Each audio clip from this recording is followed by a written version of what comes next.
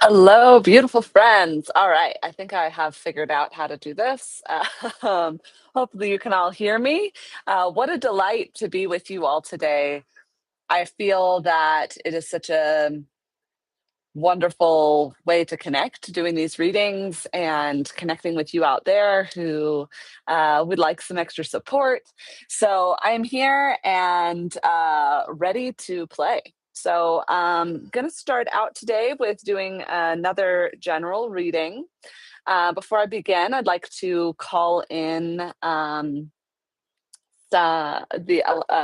directions. So we call to the direction of the east, the element of air. We call to the direction of the south, the element of fire.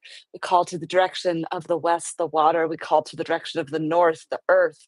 We call to the direction of the above, the home of the light and the divine masculine. We call to the direction of the below, the home of the feminine, of the shadow. We call to the direction within, and we give thanks for each loving being on this planet and for the ancient heartbeat that connects us all.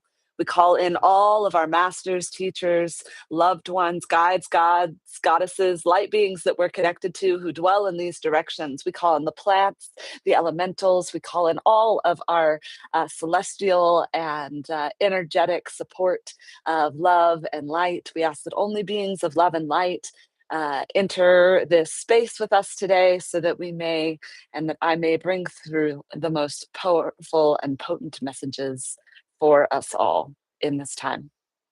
So last night, I felt guided to read some from a book about sacred sexual union, and it invoked a poem. And as I've been doing these readings on this channel, I've been getting a lot of questions around love, and naturally so. And it really stirred up for me something around this like aspect of feminine longing to be with the beloved, and how often we want to make it work even if it's not the perfect fit and you are connected but things are aligning or they're not respecting you or whatever. Like, this is all a really natural feminine urge. And I wanted to share a poem that I wrote last night after reading this, because I feel that it would be a good little invocation to start off with. So I wrote this poem of Ophelia and Hamlet as one. So often I ask a question: to love or to be love? And I am met with empty silence of contemplations unspoken. Perhaps all listening are not broken, fully enraptured in the dream, perfect team together, healed and dancing in perfection. In perfection, one letter away. It sounds a lot like imperfection. Many loss, masking vulnerability, hides meant to hide. Fear rides and decides to filter and live a lie. Not me. I am brave, honest, and bare. I am not afraid of my shadow. I hold her at night. I share her in daylight, moonlight, sunlight, dancing in the dualistic dreaming, lost in longing, idealistic tides, riding waves of meaning to be held in the elusive, delusive vision or fantasy. Can it be? How to discern a difference when your soul appears with the simple haze every day, signs and synchronicities. I cannot look away. Telepathic wonder, enchantment, perhaps. You are a mystic after all, offering metaphors that extend beyond dimensions. Yet this body does not mention what you feel too, as things unfurl and your life unglued, ego, death, and grief swallowed by a whale. As I wait, as I witness, without judgment and with respect, a tale unfolding. Not a whale tale, though. This isn't a fisherman's story. This is the sacred heart, beating, bleeding, bleeding. Bah, to live, I forgive. Cryptic apologies made at graves at night. Love, longing, and gratitude. Rapture to refuel, pen to paper. Yet I refuse to let ink. I have refused to ink this one alone. Union is one letter away from onion, with layers still unfolding, sacred tears and laughter constantly flowing. And I am growing in the intuitive knowing to trust the truth of all of what the dreams keep showing. So, fun little poem, mixing it up there. All right, thank you for letting me share that. Whew, it's a longer one than I usually wrote. Usually my poems last a minute. That one is like 2 minutes and 30 seconds. Darn. All right. So today I am going to enter this container with a eclectic update around sacred union. So, what, my dear oracle spirits, guides, things that guide me, what are we looking at um, as it relates to sacred union? All right. Today I'm being guided to start with the Wild Wisdom Things Oracle and then move on to the Tree Keepers Oracle. So we're going to do this as the the subconscious level and the conscious level. All right. Or what the subconscious level is bringing into consciousness. We'll see what the Tree Keepers want to say. But we're going to start with the polarity, the polarity, I guess. Yeah. Who's watching this video? The counterpart. That's the word I was looking for. Counterpart watching this video. Boom. And the one that might not watch this video. Excellent. And for the higher six. Now, this is tuning into the collective energy. So this might be a piece of your connection, a piece of my connection, a piece of, whatever. This is really meant to start to show us the way of what the collective themes are coming up. Okay. Boom. And for the other counterpart. Excellent. We got two. All right. Now I am learning these cards, so I will read from the books, but I will also see what it is that is coming up. All right. Interesting.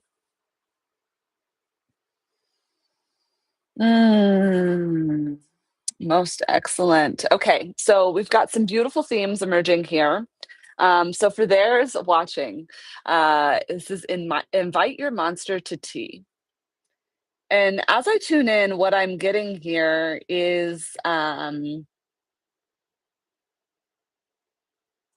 before this call, I was actually very guided to have a couple of a cup of nettle and mint tea with a hint of lemongrass that I made a couple days ago.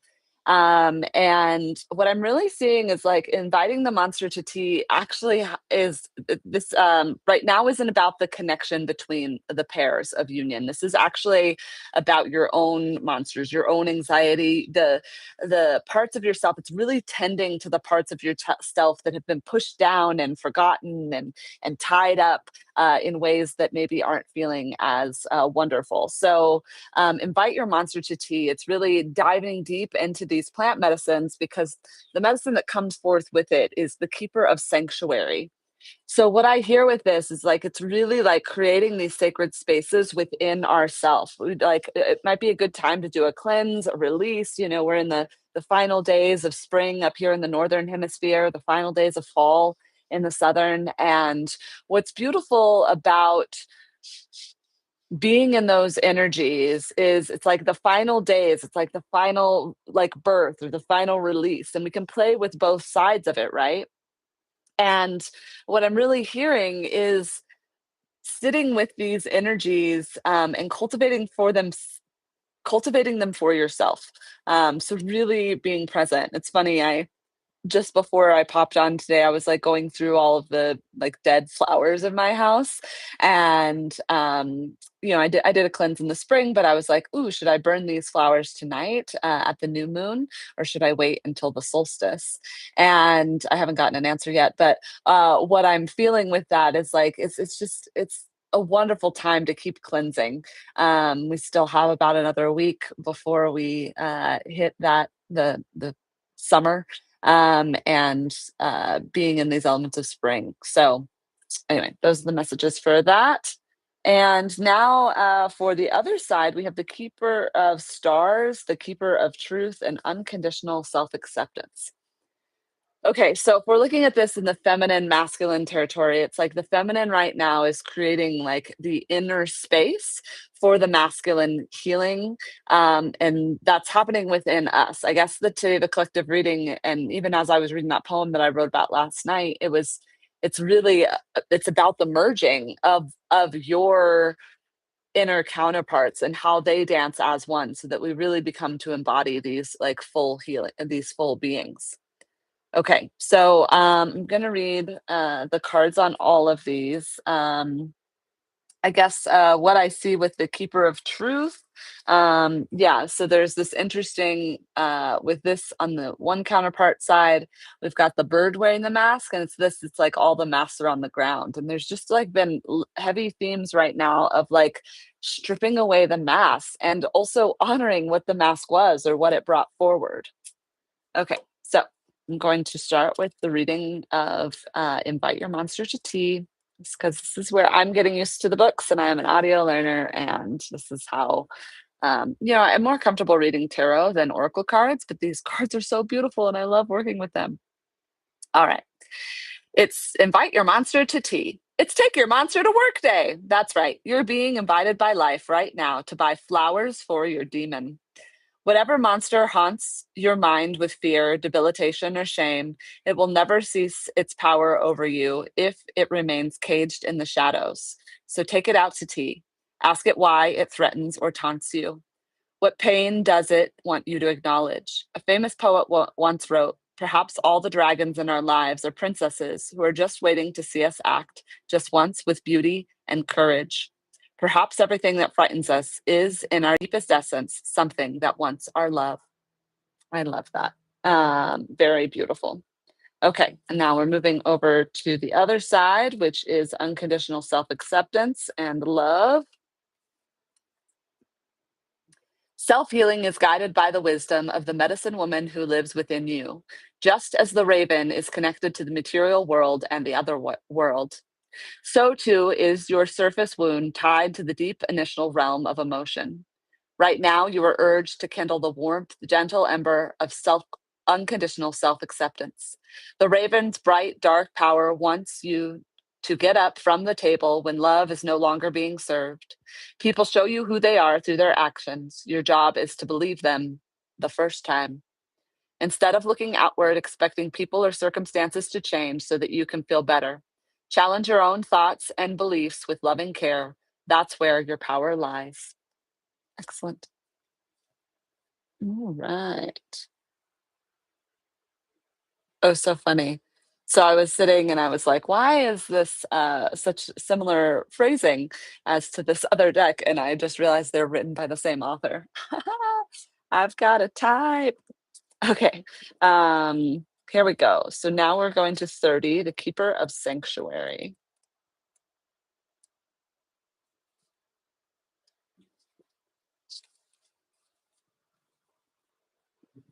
Thoughts happen. Like birds on a tree limb, they arrive unbidden and often unpremeditated. The thoughts we pay attention have the power to shape the world of our personal experience. Are you paying attention to the ones that fill you with expansion, hope, and possibility? Or the ones that make you feel diminished, small, and powerless? You cannot always control your circumstances, but you can certainly influence how you think about them and what you give your attention to. You live most of your life inside your mind. Make sure it's a beautiful place to be. Will it be a sanctuary or a hovel? The choice is yours. Okay. So that does really, for these cards, bring forward this dance of really kind of doing some parts work. And I find parts work is actually just best done in groups where other people can see these parts that are coming up. Because when you do it alone, you get kind of lost in a process where things don't necessarily move because it's all staying in the mind. And I think for some of us, bringing it outside of the mind and seeing it play in action is extraordinarily helpful. What I also noticed in this thing is, we've got the bird wearing the hat, and then we've got the bird wearing the hat. So to me, this really shows like you're creating safe space as you do this work, because the deeper you love yourself, the more that you can allow and accept others. And that doesn't mean allowing and accepting their bad behavior. Okay. All right, so we're going to move into these two. I'm going to read 18, the Keeper of Stars, and then 23, the Keeper of Truth.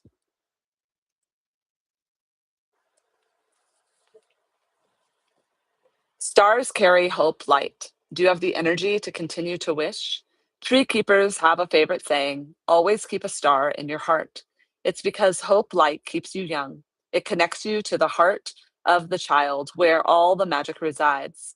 But in our disappointments and delusions, we get wounded, weary, despondent. We stop caring or even looking for the hope light because we can no longer live in the power of the stars. Find the courage in your heart to believe again. This moment is asking you to put aside the weariness of disbelief. Revive the wonder in your heart. Go out and hope again. You're worth it. Last night, I just watched the movie Wish. I was feeling like I wanted to watch a Disney movie, and I dove right into that one. It was all about kind of reclaiming your power that you give away for others to grant your wishes. And I really feel that this card is kind of an indication of that. So it's like it's deepening into our own inner resources, that the resources are out there to support us, because so often our wishes are intertwined with other people's wishes. And I think like one example is, in the movie, there was a character that wanted to fly, and then there was another character that wanted to build a flying machine. Okay. So you pair them up and wishes come true. Very powerful. And we need each other. We need that support. It's crucial. All right. Keeper of truth. No matter what you're facing right now, how it tempts you to look away, one thing is certain: your anxiety is lying to you.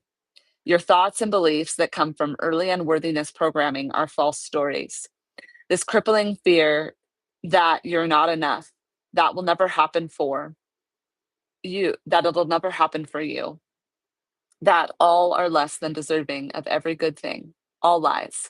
It's time for you to unmask those falsities and seek proof of your inherent value and great unworthiness, not by listening to old stories, but by telling new ones. Follow the tree keeper's example and have a conversation with the moon. Listen to her encourage you shine. Endeavor to hear the voice that speaks your truest and most beautiful tale of you, even when I'm facing uncertainty and doubt. Really powerful. Wow. There's so much crossover in these cards, and yeah, I'm just going to kind of dive deep into what does this, look like in the physical world for these pairs. Um, and start with that deck. I guess we're going to move to this. All right. So let's do a one, two, three of a path and journey where we're headed. Okay. Okay, really interesting. And then overall, that's what let's do. Okay.